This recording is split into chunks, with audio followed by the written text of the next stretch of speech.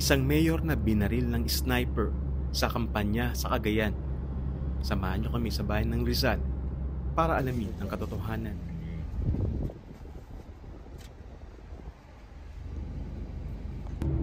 Nasa higit 500 kilometers at 14 hours na biyahe ang aming inabot bago marating at matanaw ang bayan ng Rizal sa Cagayan. Mayroong 19,000 na residente ang bayan ng Rizal sa Cagayan. 8,000 halos ang botante rito at 5th class municipality ang lugar.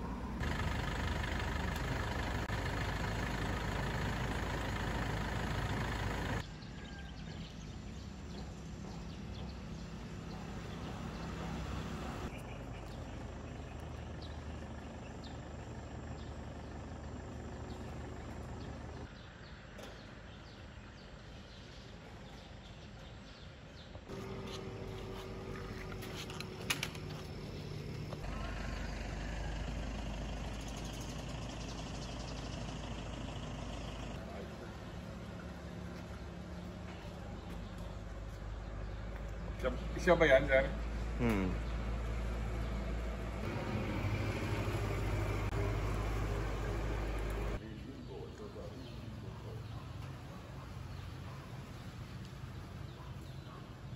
Dito sa lugar na to nakapwesto si Mayor habang pag-picture taking matapos yung kanyang sortie nung Miyerkules ng alas 9 ng gabi. Dito rin siya binaril at makita pa nga yung dugo dito sa lugar na to kung saan siya bumagsak. May dalawa pang nadamay sa pamamaril, pero kung mamasdan tong lugar na to, sa likod nito ay may bahay at makikita rin ng taniman ng mga mais at meron din bundok. At ang harapan nito ay may mas mataas pang bundok. Sinasabi kasi ng mga otoridad, maaaring sniper at long firearms ang ginamit. Dahil kung makikita na nga niyo yung lugar kung saan nakatayo si Mayor at kanyang harapan ay mayroon bundok. Marami ring tao sa lugar na to at meron din barangay hall na makikita.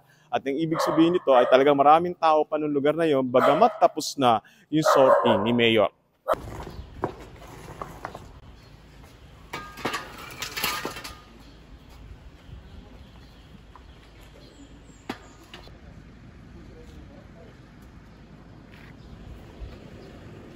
Lagay ng lubid yung soko para sukatin yung layo ng bala, no? Yung tao, yung pwesto ng tao na gunman at yung layo ng pinagtamaan nito, no? Gumamit sila ng lubid para sukatin yung lugar.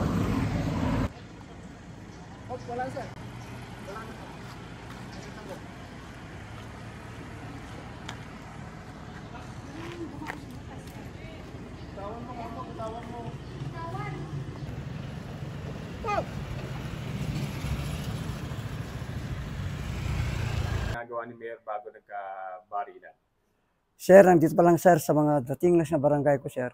Almost sir siguro sir 5 pa sir. Tapos niyan sir siguro 6:30 sir nagumpisa ng ano sir. Yung program sir. Tapos po ng program. O sir, nag-welcome address na ako sir. Ang yung mga kano sir, tapos ko sir ng ano nag-welcome address ko sir. May kwa sir yung mga Sangguniang Bayan sir, nagsasalita nag-isa-isa sa kanya sir. Pagkatapos yung ano sir, yung Sangguniang Bayan na yung mga si Vice na sir ang nagsalita na sir.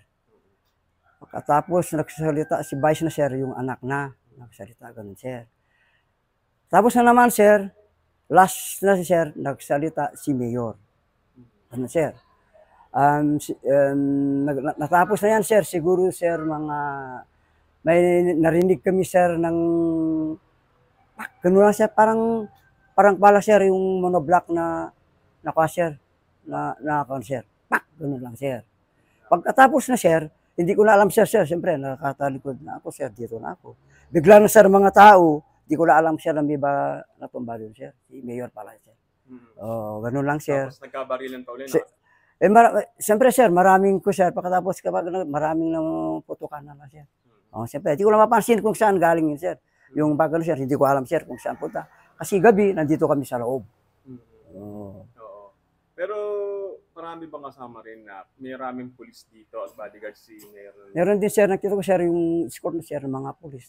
Ewan ko lang, mga Mga tatlo siguro, o kuha ko lang siya, yun kano. Pero Oo, may pero nakit. nung nabaril si Mayor, nagpa-picture na lang siya.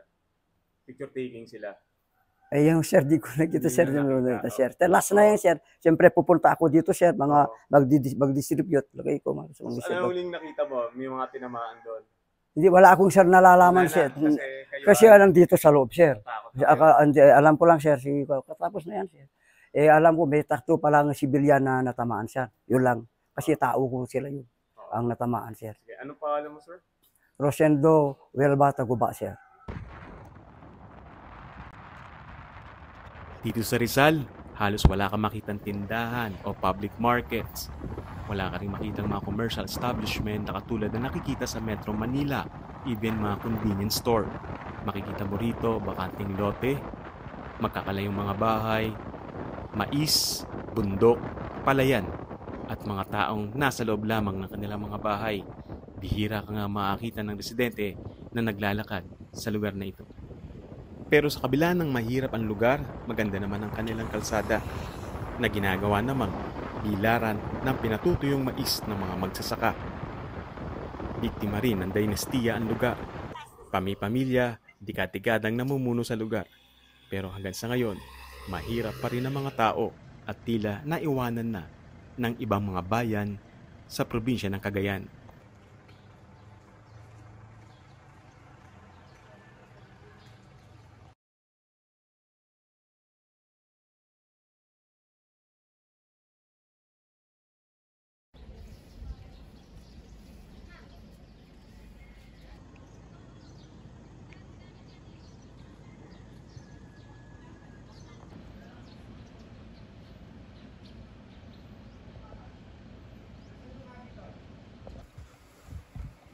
Akala mo, malakal ang po.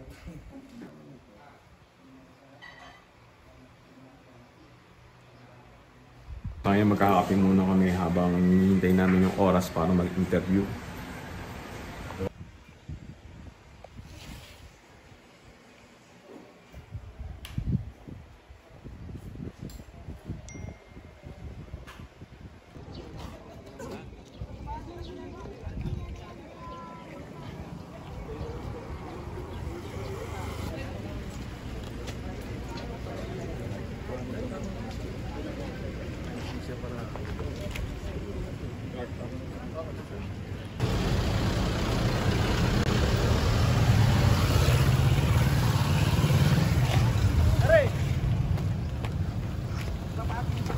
Double time.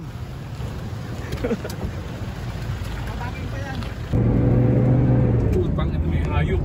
Ay, pare, masakit yung Bubuyo mga yan.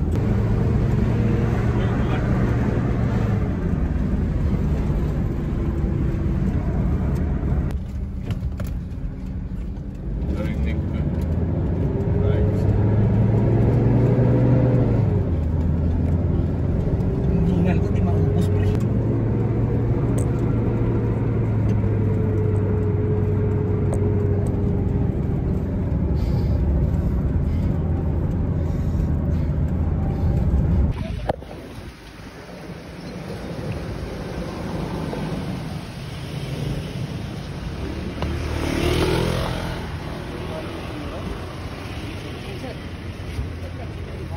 Lapit. Tama. Oh.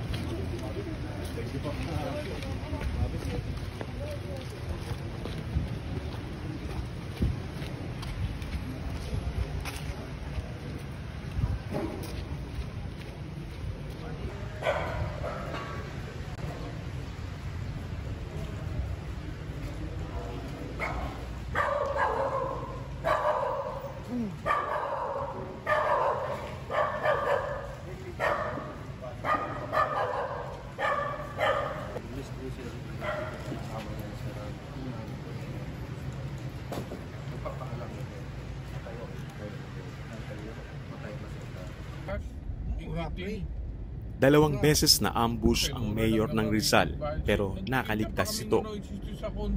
Pero sa ikatlong pagkakataon, natuluyan na sa gitna ng kampanya ang pamamaril sa mayor ng Rizal. Ang masaklap, ang bumaril sa kanya, isang professional At tila pinag-aralan ang bawat galaw ni Mayor para masiguro ang kanyang kamatayan. Sa ngayon patuloy ang investigasyon ng mga pulis sa pagpatay. Inaalam rin kung meron sa mga tauhan ni Mayor ang nakipagsabuatan para masiguro ang pagkamatay nito bago dumating ang araw ng eleksyon. Kaano? Yung way mo ina. Adim inan perfection. Sa napansin ko dito sa Rizal, sobrang init ng panahon, ano? Sobrang nakakapaso at kakaiba yung init nararamdaman kapag nandito ka. Dito sa Rizal, yellow corn ang kinabubuhay ng mga magsasaka lalo na sa panahon ng tag-init. Hindi rin nila kilala rito ang 20 pesos na bigas dahil hindi sila bumibili per kilo, kundi umuutang. 130 daw. Naniniwala ka ba na kaya yung 20 pesos? Yung Sa inyo na mga magsasaka, 20 pesos na bigas. Hindi kami bumibili ng 20 pesos. per saku. Per 50 kilos. So, kung 50 kilos, maabot na kasi utang yun. Hindi, kung Kung bibentahan daw kayo ng gobyerno ng 20 pesos na per kilo, di sa isang sako, magkano lang yun? Kaya ba? Naniniwala kayo doon?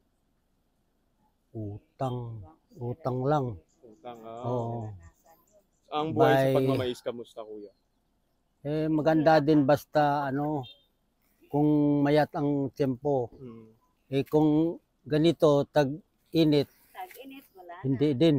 Hindi tumubo yung mais. Maganda ba ang buhay dito? Mahirap din talaga. Mahirap. Walang maganda, mahirap. Patay ka sa init. Oo.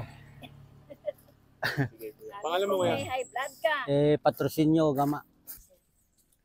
Kagaya ng? Dito, kalsada. Maganda na yung kalsada na ginawa niya. Ikayo ma'am, sa kabuhayan nyo, kamusta po? Okay lang, sir. Pero malungkot kayo na may ganito nangyari. Meron, siyempre asir. Bakit po? Siya ang pangulo sa barangay. Barangay na. Tapos bigla na lang ganyan. Bigla na lang. First time ba na may ganito sa lugar nyo ngayong mag-e-eleksyon? Maraming beses na rin. Pero mayor, first time. Hindi first time si Roma. Yung Baloran, noon. Noon pa meron. Pero ngayon bigla na lang meron din. Oh, Okay, sige. Pangalan mo ma'am? Ederlin Ederlyn. Rico. Thank you. Sa tindi ng init sa Rizal, ramdam na natutuyo na ang mga palayan. Walang patubig, kaya ang iba maghihintay pang umulan. Kaya karamihan umaasa sa yellow corn na hindi naman pagkain ng tao, kundi pagkain ng mga hayop.